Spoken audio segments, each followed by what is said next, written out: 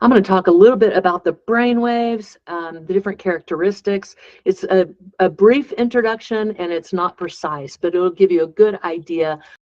The y-axis is going to measure microvolts, how much power it's using. The horizontal axis is the speed of the wave, and we name waves by their speed, and our time frame is going to be 1 second. So we're going to start off with the delta. So a delta is a 0 to 4 hertz. Think of infants.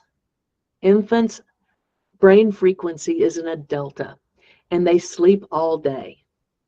Now, by the time a child is 4, they should be in a theta frequency, 4 to 8 cycles approximately.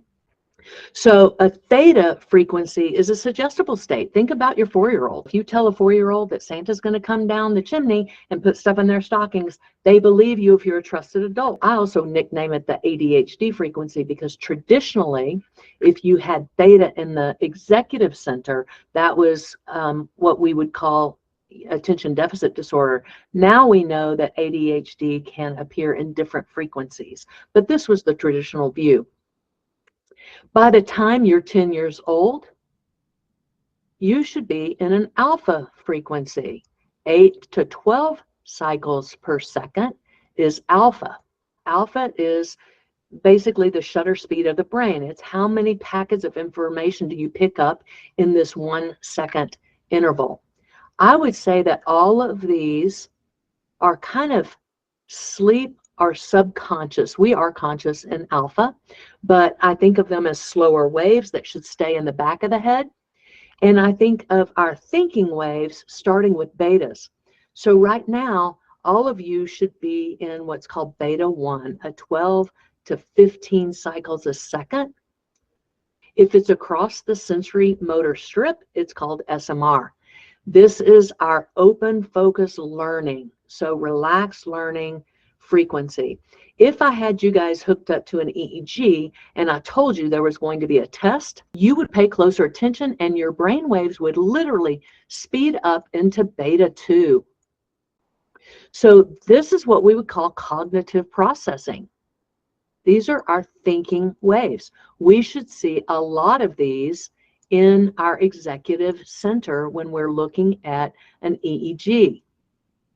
Now, if we go faster than this, up into the 22 to 35, if I see this in a resting state EEG in my office, I know that this person's going to have an anxiety disorder, because when you kick up into 22 to 35 cycles, it is actually too fast for cognitive processing. Our frontal lobes actually go offline. I think it was Siegel that talked about the hand model of the brain. And we flip our lid here. This produces cortisol, adrenaline, norepinephrine, and puts us into fight, flight, or freeze. If you are in the woods and chased by a bear, you're not going to slow down your brain waves and pull out a map to figure out how to get out. You're instinctively going to choose fight, flight, freeze, and all of your energy is going to go into your extremities and out of your brain. So this is high beta. And then we also have the gammas after that are even faster. And these are what we know about gamma so far is that it's a binding rhythm for memory, processing, mental sharpness, organization, etc. And they're very fast frequencies. So this is just an introduction to the brain waves. But the other thing that I want to show you, I'm going to draw Charlie Brown heads, which are our topo maps that we get when we do a quantitative analysis.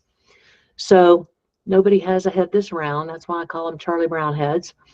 We would like to keep our delta, theta, and alpha all in the parietal and occipital part of the brain. And these should be big here, double when our eyes close, and get much smaller as we move to the executive center. Our betas should be noticeable here and almost disappear towards the back.